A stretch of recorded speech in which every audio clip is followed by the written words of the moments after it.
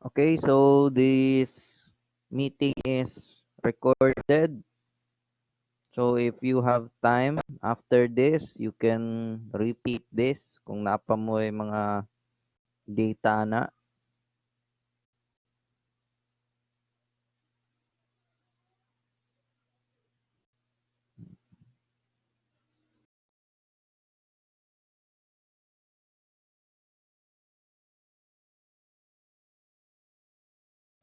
Okay, so I will be discussing today about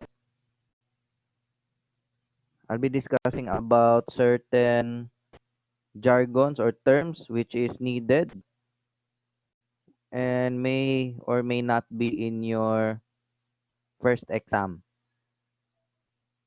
Okay?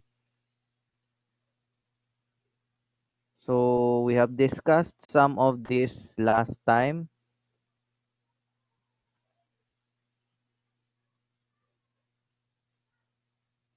and here are some of them.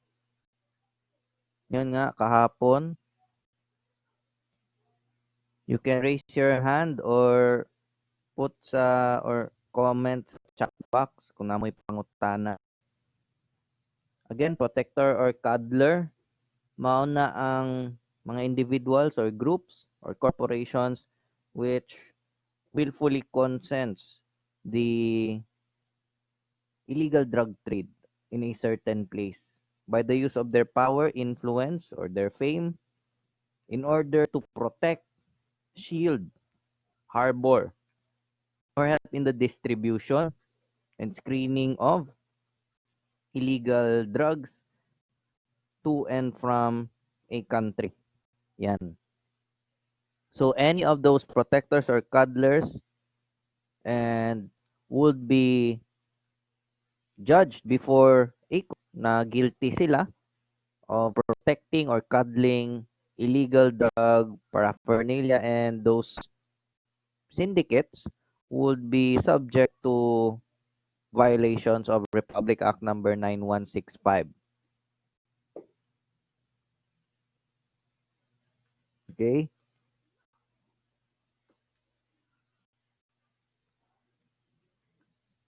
Next, pusher. Those are any person or persons who sells, distributes, administer, dispenses illegal drugs. And of course, they are the second to the last sa cycle ng illegal drug trade. Commonly dito sa Southeast Asia. Sila yung nagdi-distribute. And of course, they are users. You cannot be a pusher if you're not a user. 'Di ba?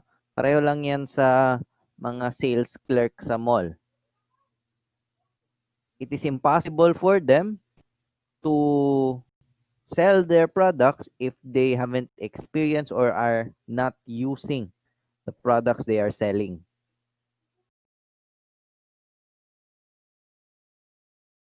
Next, physical dependence. Ulitin ko, adaptive state caused by repeated drug use that reveals itself by development of intense physical symptoms when the drug is stopped.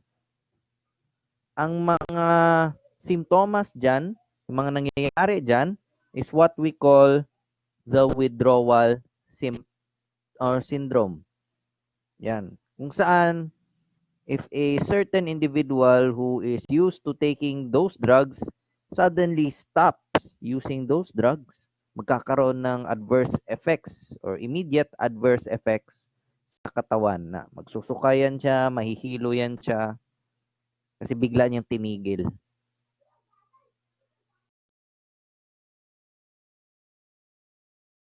Psychological dependence, basically your body can already withdraw it pero yung pag-iisip, the mental and physiological state or psychological state of the user still wants or craves for that drug. Screening test, it is a rapid test performed to establish potential and presumptive positive result. So, yan, screening test. Yan yung initial test sa drug testing. Either presumptive, positive, or negative results. So, sabihin natin nag-positive yan siya or nag-negative, it will be subject to another test. Kung ang sunod na test is having a different result from the screening or initial test, then magkakaroon ng further confirmatory test na. So, tulo na sila ka-test. Once na ang second test would have a different result from the screening test. Sell is any act of giving away any dangerous drug and or controlled precursor and essential chemical whether for money or any other consideration. Yan. Pagbebenta involves money.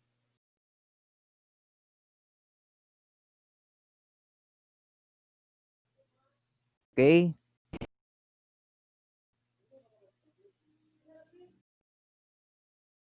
Trading. So, that's already sabotable sa inyo. That's a common knowledge, a term which is of common knowledge, involves the illegal trafficking of those dangerous drugs to and from a country or even international.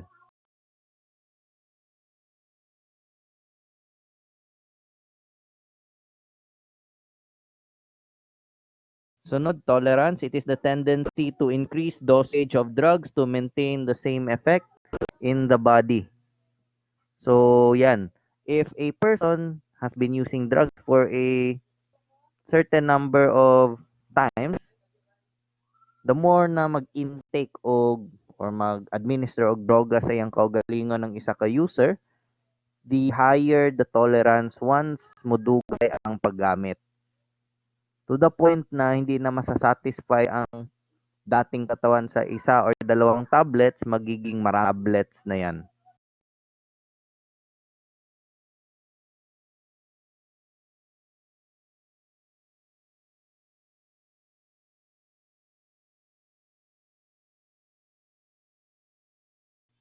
Okay, so next is treatment.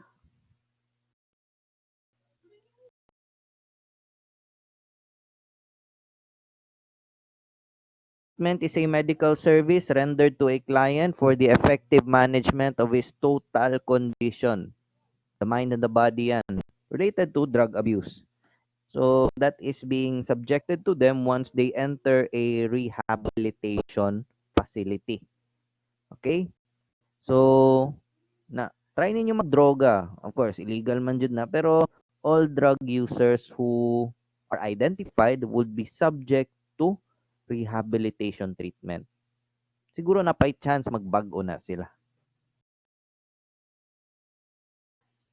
Next is use.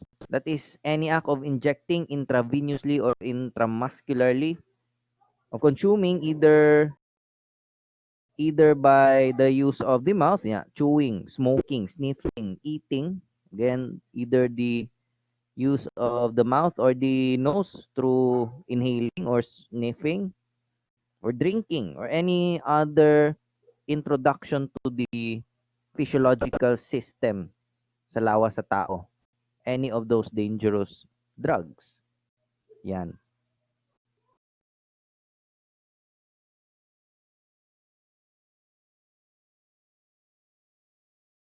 Okay, so here are some drug abuse jargons na ginagamit hindi lang ng mga users but also yung mga gustong hulihin sila. Okay? Jargons is actually those unique terms o mga salita with a certain definition and meaning to those involved.